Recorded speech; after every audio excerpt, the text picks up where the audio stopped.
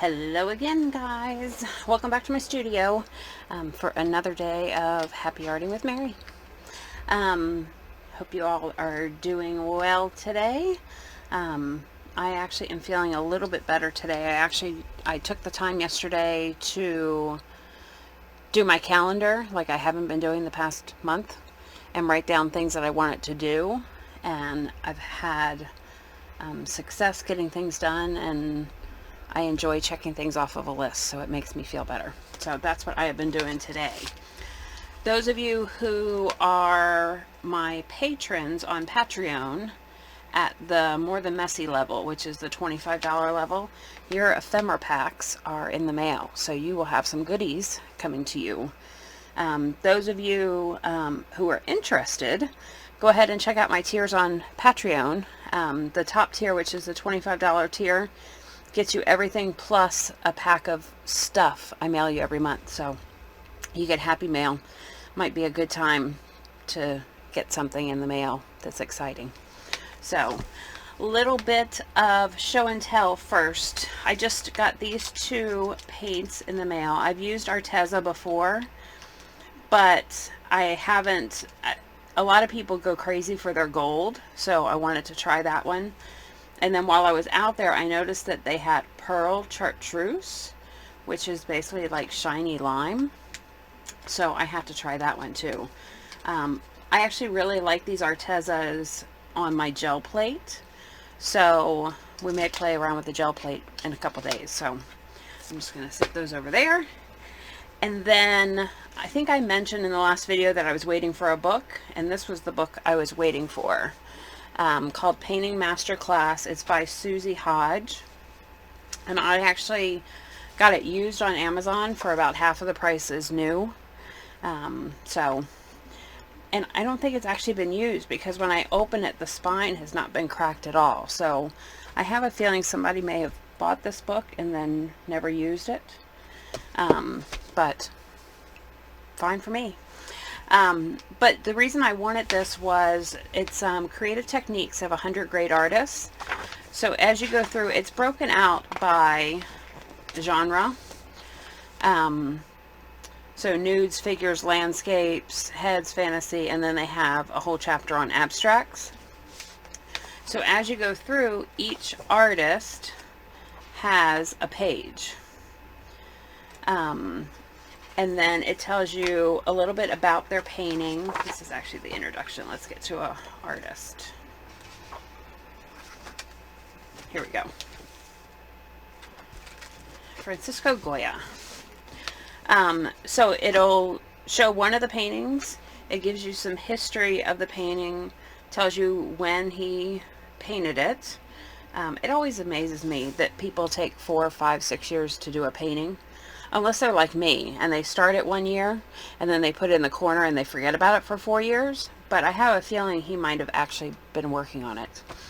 And it's a pretty large painting too. It's 38 by 74 inches.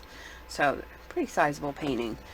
But what I like is it picks out just 1 or 2 lessons from each artist. So for Goya, the lesson is about shape and about texture. Because if you look really closely in the book, this velvet cushion that she is laying on has a ton of texture. So I just like that it's very quick. So Gustav Klimt talks about how he used pattern and then materials, because he really loved to use gold leaf. So it's just interesting that as you flip through, even this style, which obviously is not my style to paint, I'm going to be interested to go through each of the lessons just to see what I can pull out, even from these very detailed and realistic looking paintings. So let's go to Mary's favorite section, abstracts. I like landscapes too, but oh, that one's very interesting.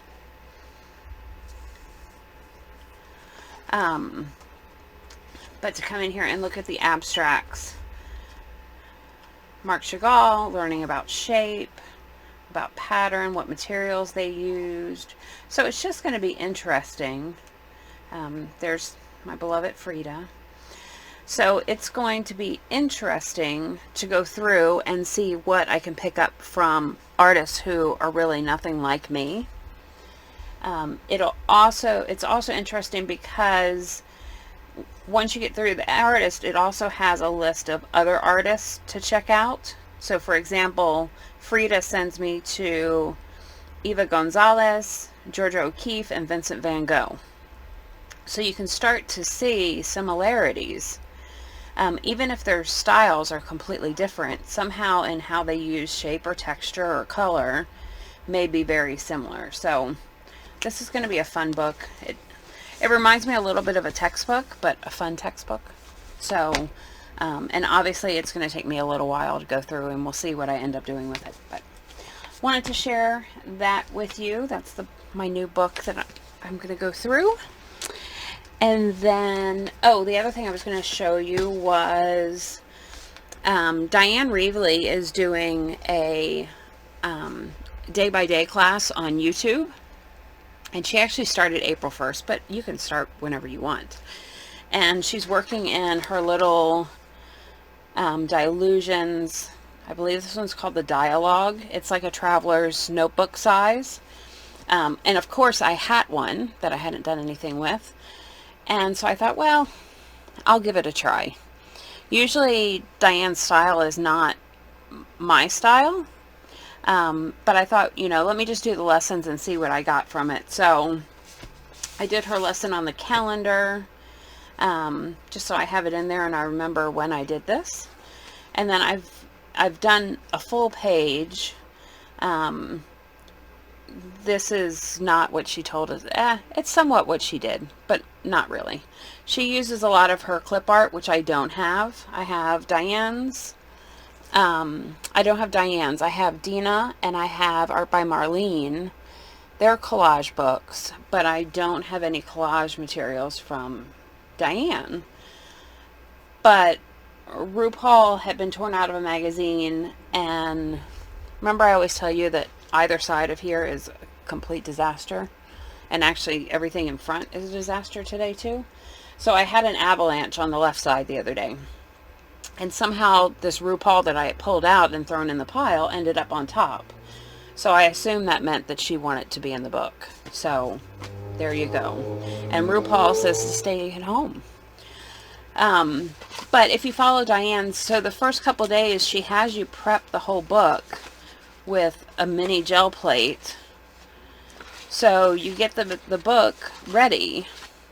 So then as you're working through, you're just adding on to it. You're not having to start from scratch every day. So I liked that idea.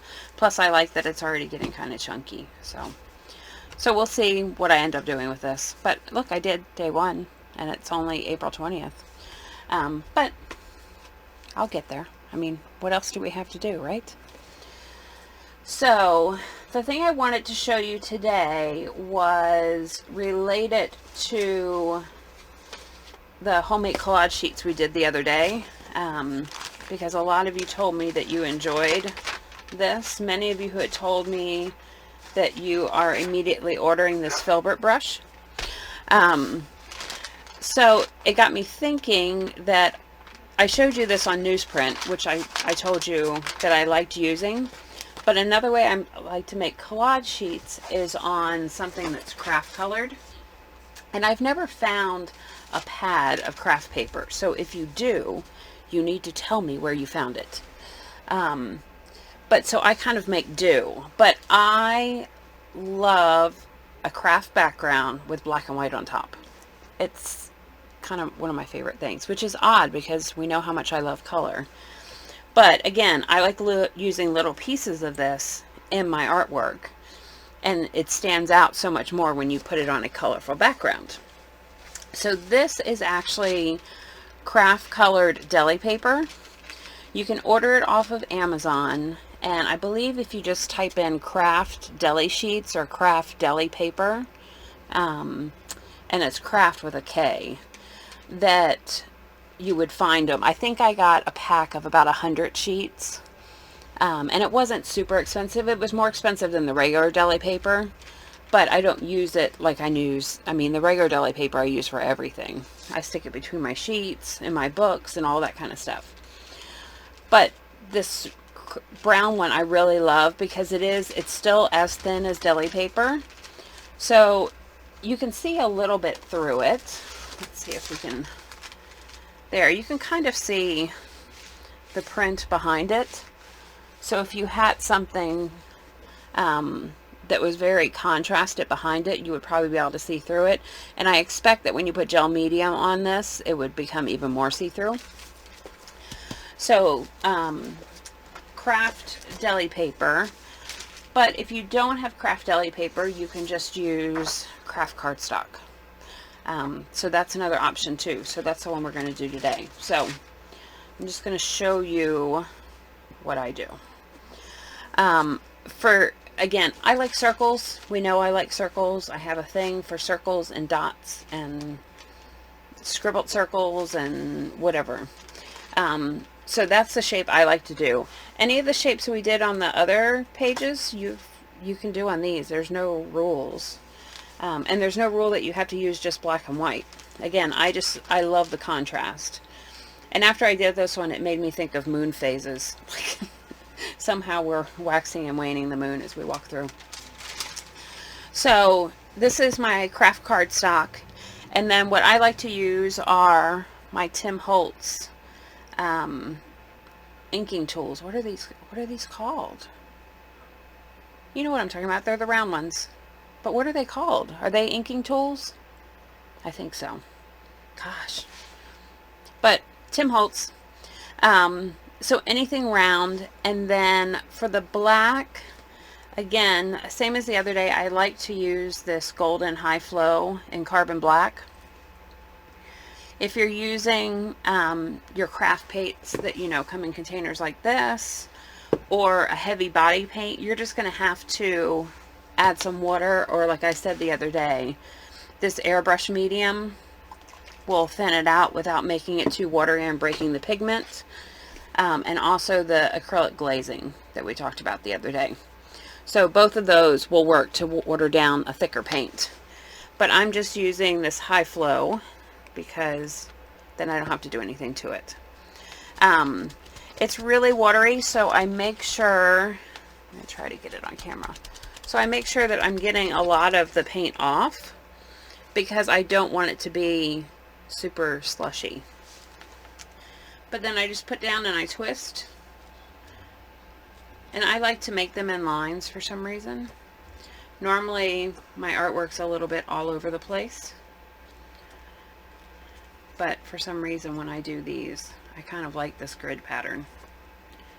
So I will just cover a whole sheet with these. Another reason I like to use the High Flow paint is because it does dry pretty fast. So then I don't have to wait to come back, or I don't have to wait too long. I do have to wait a little bit.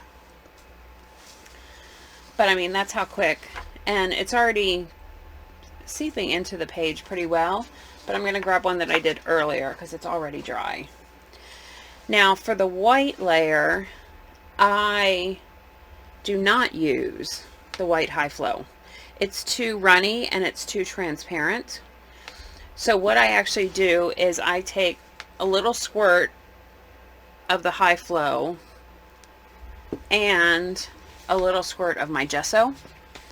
The Liquitex one that's already a little runny anyway. And I'm just adding that High Flow paint to it. And I just kind of mix it up with my inking tool. Again, I get some off so it's not super drenched. And then I just repeat that pattern. It's almost like a negative shadow because I'm putting the white over the black. You could do black over white. You could do teal over black. You can do any combination. This was actually, oh, you know what? I think we might need to do a third layer. Because now I'm thinking this gold I got would look really cool on top. So we'll try that next. But so I'm just coming back, and you can decide how much of, you can see on this one I left a little more of the black showing. This one it has a little more white. And it does look more like a shadow on here, which I think is pretty cool. So I'm going to let that one dry, but this one is already dry. So let's try some of the gold. So I'm going to grab another inking tool. Another perfectly clean dabber on the end too.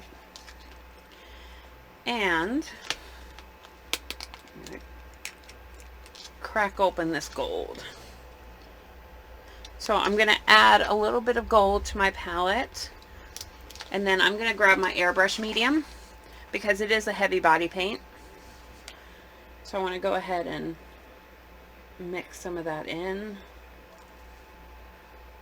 My airbrush medium actually has some dried at the bottom, so it squirted a little bit more than I was expecting. I'm just going to grab a palette knife real quick and mix those together since it is a heavy body. I recommend not using a brush to mix your paints because the brush is just going to absorb the paint, and unless you're using that brush to paint with, then you're kind of wasting paint. So, and I'll just clean my palette knife off right on my dabber. Pick up a little paint, make sure it's nice and distributed. And then, where do I want to put this one? I think I'm going to put it a little more off. Ooh, it's nice and it's subtle. If I left it more of a heavy body paint, it would, I might do it with the other half of the page. It would be a little more opaque. It's very transparent, which I actually like because it's subtle. I don't always like gold that screams in your face. But just that little hint of a sparkle somewhere on a page would be really cool. It also is very similar in tone to the craft paper. So on camera it may not read. I'll take some pictures, some close-up pictures, and I'll post those along with the video so that you can see what it looks like.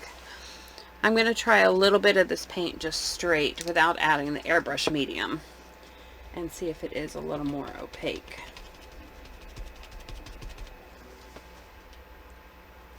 Yep. So a little bit more there.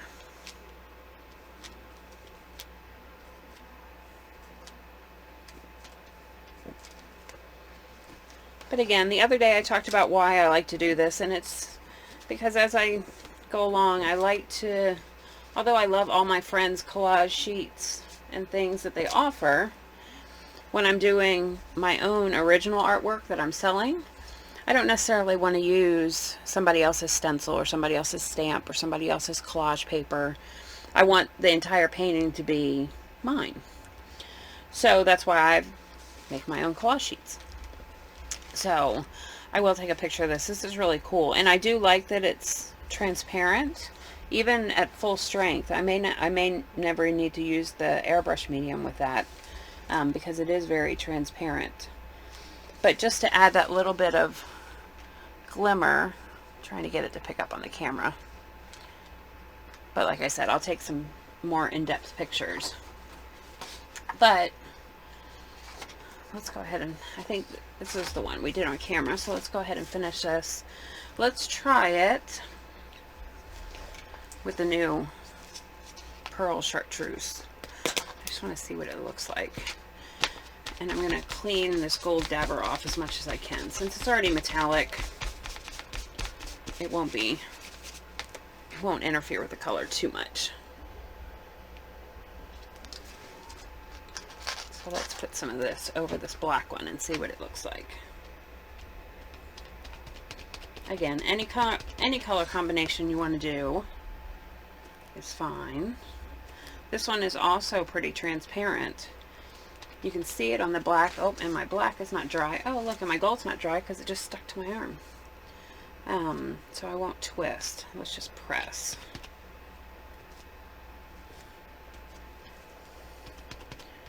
The black appeared to be dry, but there were still little bits of it moving around.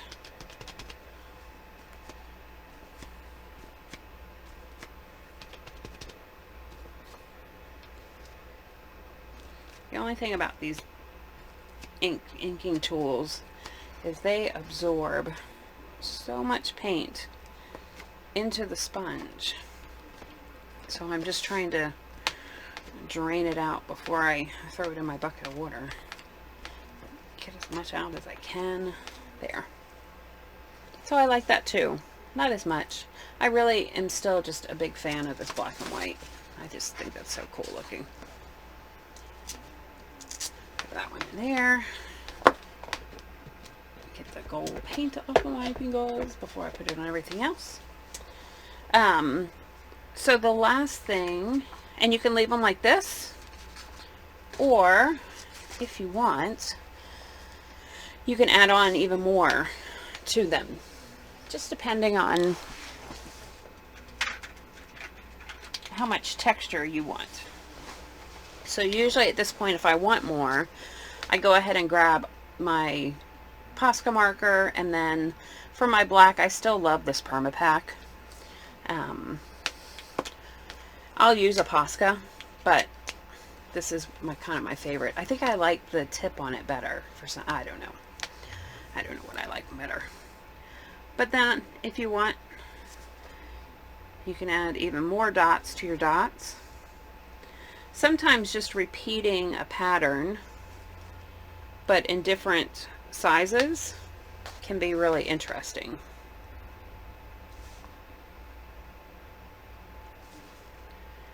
It also makes it seem less busy if you're just using the same pattern over and over again, but changing the size, changing the direction, changing whether it's orderly or very scattered. That can go ahead and change it up. But by not changing the shape and staying with a circle, it makes it seem a little less hectic. So I would probably, you don't have to watch me do dots. I'm pretty sure you know how to do dots. So then sometimes, let's see, I'll come and add the white. I do love a white marker on craft paper. It's pretty cool. And you don't have to do every single one. Maybe I'll do some on the black.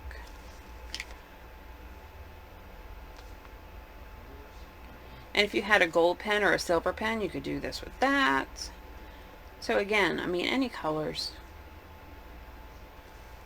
Think about what colors you like to use in your artwork, and that will lead you to what colors you should use.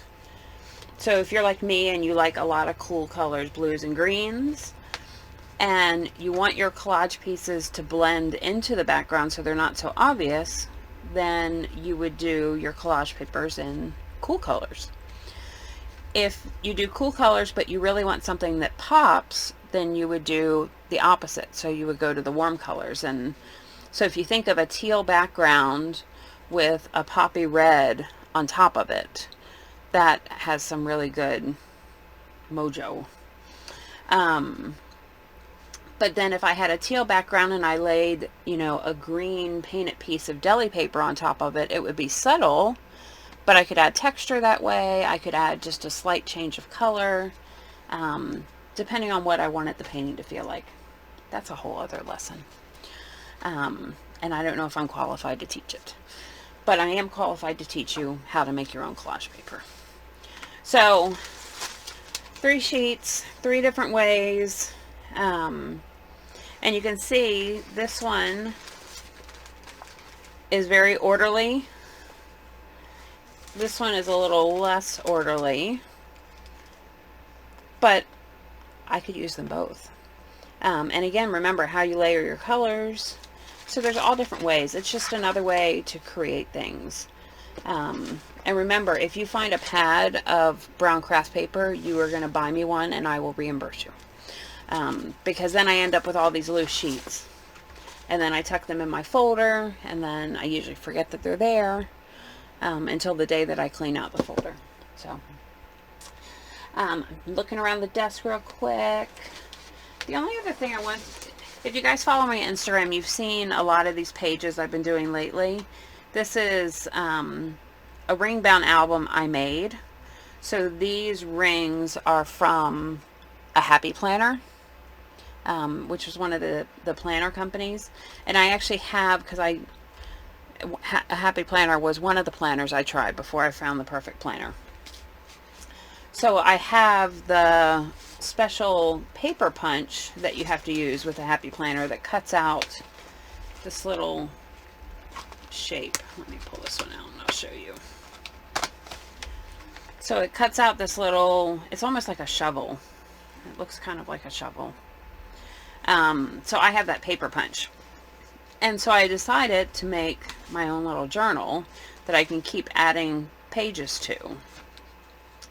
And so the pages I just made out of, I'm pretty sure it's Bristol, nope, it's watercolor paper. So it was just 140-pound watercolor paper. But you could make it out of anything that you wanted that was a little heavier weight. You can see you get some warping. This page has a lot on it. You can't even see all the layers that are on there. But so I've just been using this book and creating little pages. This one I'm fairly certain I put up on Instagram. And this is using this is from Dina Wakley's Collage Collective, the very first one that came out. This is her washi tape.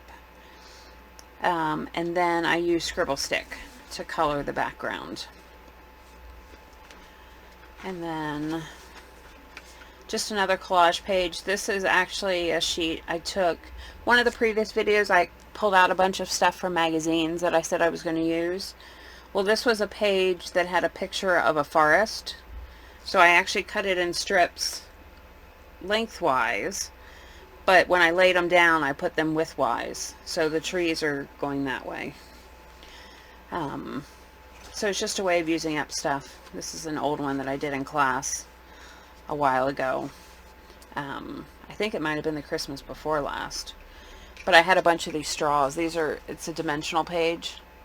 So these are actually paper straws that I just cut to make a tree. The one brown page I've made has some texture paste on it, has some ephemera, some of it. I know that these two are Tim Holtz. These are some stamps that I had. That might be a Tim Holtz. And then the picture is from a magazine that I had. But just another book to work in, because you know I didn't have enough art journals. So why don't we just make another one? Because you know, as you can see, I don't like waiting for stuff to dry. So I work on this one, I throw it to the side, I grab another one, and that's how I end up with, I think, 8 current journals, because I did just finish one. I know I was at 9. So I think I'm back at 8. But that will probably change. So, little peek today, some collage paper, so go ahead and make some more fun stuff to use in your art. And I look forward to seeing you guys again. If you have any questions, or if you want me to do something specific on one of these videos, just let me know. Just drop it down in the comments and I will try to make it happen. So have a great day and happy arting.